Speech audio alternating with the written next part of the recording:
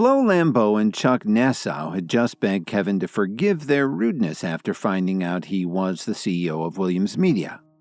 Flo's career as a star was just taking off, and she couldn't let it all come crashing down. "What's the use of apologizing to me?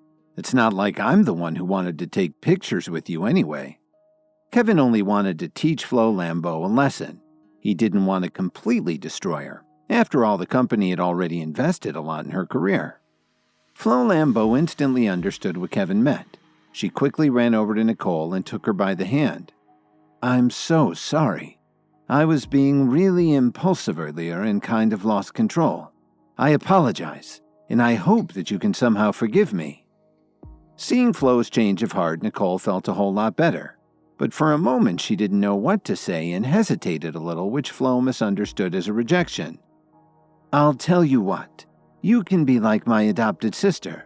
In the future, if you need anything at all, just send me a message and I'll do my best to help you out." Flo took out her phone and quickly exchanged numbers with Nicole. She also posed for a few photos with Lily. This made the fans who were crowded around them very jealous. Being able to get close to their idol was something they'd only dreamed of. After doing all these things to make up for her behavior, Flo stepped away from Nicole, who still hadn't recovered from the excitement, and returned to Kevin. In her most pleasant tone, she asked him, "Kevin, Mr. Williams, are you satisfied?" "I'm not satisfied." Kevin shook his head and replied. "Then what do you think we should do?" Flo lowered her head and asked him. She decided that if she made Kevin forgive her, she'd even be willing to spend the night with him. But Kevin didn't have anything like that in mind. A mocking expression appeared on his face. "Didn't you just say that you came to Chicago to meet with your fans? Well, I don't want to keep you from doing that. From now on, if anyone enters this mall, you need to take a photo with them. I'll ask someone to keep an eye on you from the control room. If you miss even one of them, you'll have to bear the consequences." Then Kevin turned to look at Chuck Nassau. He walked up to him and patted his shoulder. "Sometimes you end up backing the wrong team. Be more careful next time." Without waiting for Chuck to answer, Kevin quickly turned around and left the shopping mall with Lily, Rachel, and Nicole. The fans still hadn't gotten over their shock. Flo's eyes were welling up with tears. There were so many people in the shopping mall. How many photos would she have to take? But since Kevin had already given the order, she didn't have any choice, did she? Even her boss, Mr. Kennedy, couldn't argue with the CEO of Williams Media. All of this was the result of her foolish behavior. After walking out of the mall, Rachel said goodbye to the three of them. Kevin urged them to get going while things were still calm. After all, Flo had a huge fan base. If something went wrong, someone would have to clean up the mess. Nicole finally came back to her senses and gave Kevin an uneasy look. "You've definitely changed. Even someone as famous as Flo Lambeau has to suck up to you?" "Well, I had to make something of myself, didn't I?" Kevin proudly turned his head and looked at Lily while he replied. "I didn't expect Dalton to be so tough. He must have a lot of friends at Williams Media." Lily didn't think that Flo Lambeau's apology was all because of Kevin. Dalton may not have a lot going for him, but he has one heck of a reputation in Chicago. Kevin saw a way to delay telling Lily his secret identity. "Thank you so much, Kevin." Nicole kissed him on the forehead. "Nicole, what are you doing?" Lily asked in surprise. "What's wrong, sis? Are you jealous because I just kissed your husband?" Nicole said with a faint smile. "I'm not jealous. It's just that there are so many people around." Lily's face was as red as an apple. "Okay, you guys, let's change the subject. Anyway, it's still early. Do you want to go for a walk?" Kevin was feeling really good about himself. Lily and Nicole readily agreed. The three of them spent the rest of the afternoon shopping. The mall had a lot of good restaurants, so they also got a bite to eat. Kevin's job was to follow them around carrying all of the shopping bags.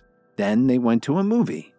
It was a very long day, and when they got back to the condo, Dorothy had already gone to bed. Kevin threw all the bags on the sofa and plopped down in exhaustion. "I'm really tired after walking around for the whole afternoon. Lily, let's go take a nice hot shower," Nicole teased. "Kevin, Do you want to join us?" "Really?" Kevin suddenly became a little more energetic. But the next second, he clearly felt Lily's eyes burning a hole right through him. She snapped, "What do you think the answer to that is, honey?" "I think we'd better forget about that idea. You two go ahead and clean up. I'm pretty tired right now." Kevin pretended that it didn't bother him and buried his face in the sofa. A few minutes later, Kevin heard the sound of the two women joking and splashing around in the bathroom. He couldn't help turning his head to look at them. "Nicole, just what are you doing?" Lily blushed shyly. "Lily, you've been married to Kevin for more than 3 years, right? What's going on between you?" Nicole gave her a lewd smile. Kevin and I haven't done anything yet." You could see the pain in Lily's eyes. Things had been going a lot better lately in their marriage, but Lily's heart was filled with sadness when she thought about how many times she'd given Kevin the cold shoulder. "What? You've been married for 3 years and haven't consummated your marriage yet? Then how did you spend your wedding night?" Nicole asked in surprise. "Our relatives and some other guests got him drunk," Lily answered quietly. But there was more to the story that she didn't tell her cousin. When they got married, Lily didn't have any feelings towards Kevin. You could even say she hated him. So on the wedding night, when he was dead drunk, she dragged him into the bathroom, and he spent the whole night sleeping in the tub. "Well, at least you're keeping in shape. What's your secret?" Nicole looked at Lily's figure and asked, "Can you give me any tips?" "What are you talking about?" Lily didn't know why she would ask her a question like that. As Nicole was about to explain, the bar of soap fell out of her hand and she yelled, "Oops! Help!" 3 seconds later, Kevin pushed open the bathroom door. "What's wrong?" They all stared at each other for a moment, and then things got really awkward.